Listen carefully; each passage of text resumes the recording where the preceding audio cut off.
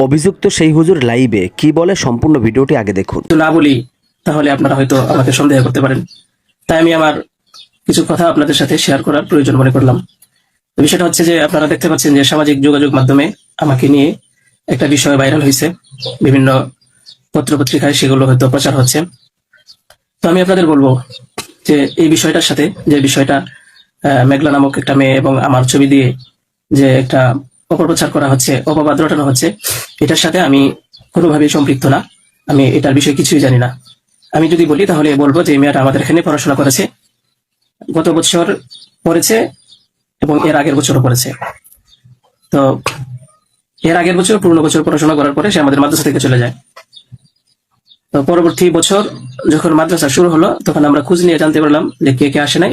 তো যারা যারা আসছে না তাদের মধ্যে সেও একজন ছিল যে সে এখান থেকে চলে গেছে অন্য কোথাও।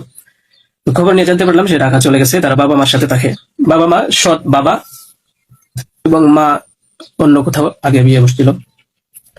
তো বর্তমান যে বাবা আছে মেঘলা তার মেয়ে না, বরং আগের বাবার মেয়ে সে।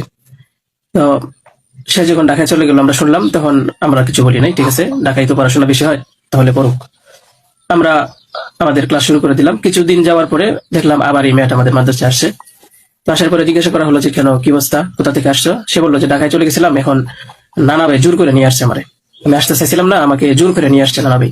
দেশবাসী, আমি আপনাদের সাথে শুধু এই কথাটাই বলতে চাই যে যে মেয়েটা এখানে আসতে চাইছিল না, চাচ্ছিল না, তাকে কেন জোর করে আনা হলো?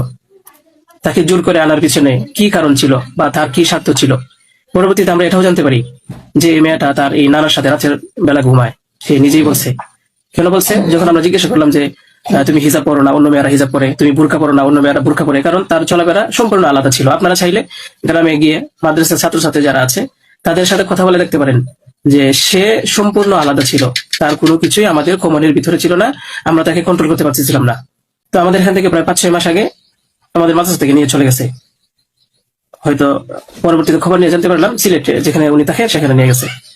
কিছুদিন আগে আবার আসছে, এসে বলতেছে যে এই দুর্ঘটনা যে খুব বড় সমস্যা। যে কথাটা শোনার পরে আমার মতো একজন সাধারণ মানুষ আমি একেবারে অসুস্থ হয়ে পড়ছি। কারণ আমার ফ্যামিলি আছে, আমার বাচ্চা আছে, আমার বিবি সাহেব আছে, আমার আত্মীয় স্বজন আছে। আপনারা বলুন তো, আমার নামে যে বিষয়টা প্রচার হচ্ছে এটা আমার ফ্যামিলির লোকেরা দেখে আমাকে কি বলছে? আপনারা সঠিক তদন্ত করুন। আমি কখনোই দেশের আইনের প্রতি অবাধ্য না, আমি শ্রদ্ধাশীল।